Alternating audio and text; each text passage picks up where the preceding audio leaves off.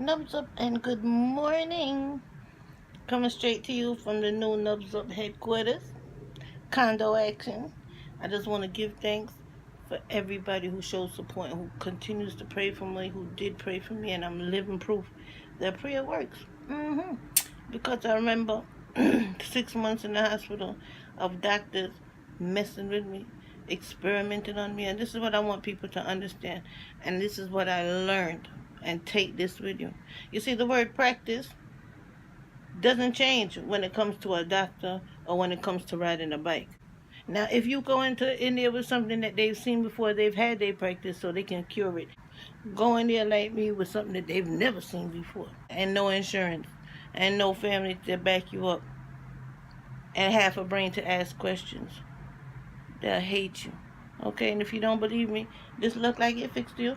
This look fixed. Big up to the UK for putting my story out there. I respect that, because the reason why the American press doesn't want to tell my story is simple. They want to tell my story their one way, and they want to keep people scared. They know anything I'm going to tell my fellow pit bull owners. If your dog is a pit bull like mine was, and you are a human like I am, your dog is stronger than you. That's it. The end. But they don't want me to talk about why my arms still look like this. The horrors I went through in the hospital. They don't want me to talk about 95% of your brain that they say you don't use. You use it. And you better keep it. For them putting you on all them drugs. You need to be able to look into yourself, know yourself, and you see like how you are healthy now and everything going good. Hopefully you will stay that way until you die. So I'm just saying, prepare yourself just by knowing yourself. Because knowing yourself, self-knowledge and self-love is key to healing. And I'm living proof of that. Let's talk about the 95% of your brain that they want you to believe you don't use. You use it. But you know what that is? Every pill that you take goes directly to your brain. It doesn't go to the spot that's hurting. It goes to the brain and directs part of the brain that directs that part of the body. Now, if it has to trample on some other shit to get there, it will. Think about that. Now, 95%, it's not that you don't use it, but scientists can't figure it out. And the only way, it's like an egg. I want you to think of it as an egg in a shell. Right? Those drugs that they send straight to your brain, drill at that shell. When you get a crack, you start going crazy. You start having head problems. When that shit break, that 95% oozes out like an egg. That's why you got all these crazy people walking around. Just encouraging kids to take all them fucking pills is only turning y'all into fucking heroin addicts. Right? Alright. Not me. Good morning. I also want people to understand, listen, I'm not out here on display for y'all for the whole spectativeness of it all. I'm not. I want people, God wants people to understand that His miracles is strong. And I've learned so much from my experiences that nobody is willing to tell you.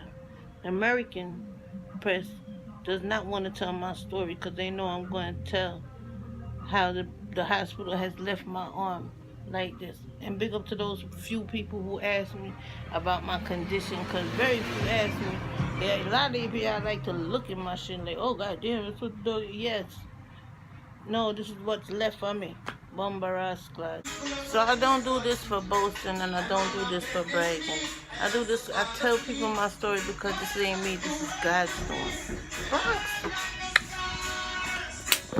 Now, I want people to understand something, because a lot of people don't understand why I feel the way I feel and how I get by and how I'm all right and how I'm at. I did this because I have accepted everything. And I love the way I am. Even though what I went through is what I went through. But I went through what I went through because of decisions I made. And I made those decisions because I'm a grown-up.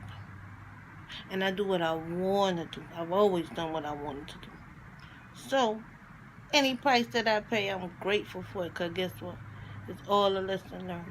And from my lessons, I can show the world. You see, people owners, the only thing you need to know from my experience is, one, I'm so sorry that everybody got in trouble for I know my story made everybody shit hard. My bad.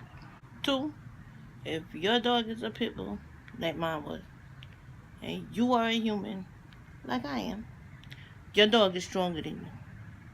The end. Do what you want to do with that. Now you see, for people who are gonna, you are right now. Hey, remember? Look, I was 44. I was 2 weeks before my 44th birthday when this happened, and I was a little fluffy, but I was all right. I was healthy as fuck. So that means I went through my teens, 20s, 30s, all that without a care in the world, healthy, taking care. So don't act like shit can't happen to you. Is my point. You don't know what'll reach you in this life, and God forbid anything that does happen to you. If you don't have insurance, they gonna fuck with you. If you have insurance, they gonna fuck with you.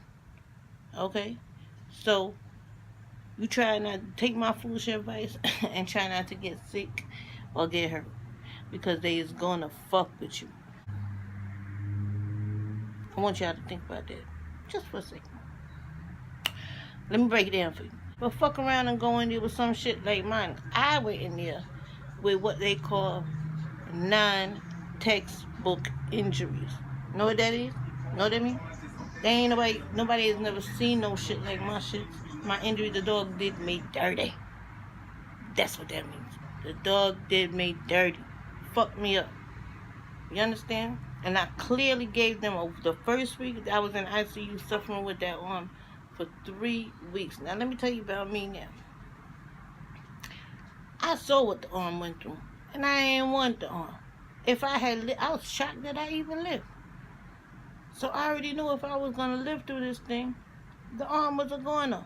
I know this, but here they go. Oh, they could save it. They couldn't do shit. They was catching a practice on me, and I had nobody there to help me. Nobody there to fend for me or none of that. And when I got out, same thing. They left my arm. My arm is still this arm because I asked too many questions. Sorry, that was so not sexy. Because I asked too many questions, they left this arm with my 2 biceps unhooked up. Yes, I'm talking a business. 2 unhooked up biceps. This look fixed still. This look.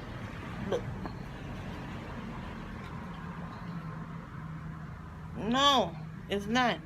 But the doctors, while I was in the hospital, told the press that they saved my arms. When? Huh? When? Right now, the 2 biceps, they refuse to hook up. And my wrist, look, I don't have no wrist action. Not because I don't have to have wrist action. They could have did a simple hand tendon, whatever, surgery, some shit. And I'd have had a little wrist action according to them. But you see, that's what they know how to do. All the shit that they didn't know what they was doing, they was happy to do that shit so they could guess around and fuck around. When I started asking questions and shit, now, you know why I can't get my shit fixed? From them? From the same doctors who started this bullshit? Because they don't take the insurance that they themselves put me on to finish the surgeries that they themselves started. True story. But in any case, and then they threw me out in a dirty ass crack house, and I left there, went from there, started out in a hotel for 3 weeks because nobody wouldn't come get me. My story's so long, I'm miserable. And I went from the hotel 3 weeks, 6 weeks in a hot ass room in a trailer, a year, 1 month, 1 week in a rundown ass house with a room that I made work, and now we in a condo. And I did it all without no help. And anybody who did help me, I appreciate it. But you know y'all ain't do it for it without a price. Nobody has helped me as out of compassion. I've paid for every my way. And I don't have a job. Nor do I have a man. Or anybody who love. Like I said, I'm surrounded by strangers. So it's a one hand wash the other situation. And all I got is one hand. And I'm making it work and I'm doing big things. I also got my invisible hand. And y'all could actually, let me ask you a question. You ever seen the invisible hand? Who makes the hands that we have? You? Man?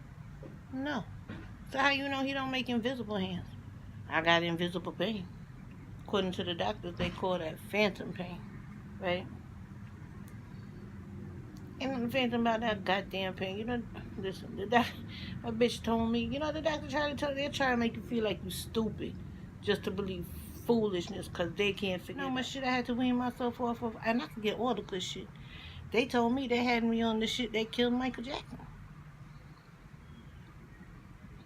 I got off of that shit quick because not only did it kill the nigga, it made that nigga crazy first, ain't it? Right? Alright. Not me. So, that 95%, don't let them tell you don't use it. And keep it protected. Ganja smoke, if it wasn't for the weed smoke around my egg of brainage, yeah, they would have got me. They would have got me. They would have got me. They would have got me. And God, yes, my God, my ganja, two of them strong. Knubz.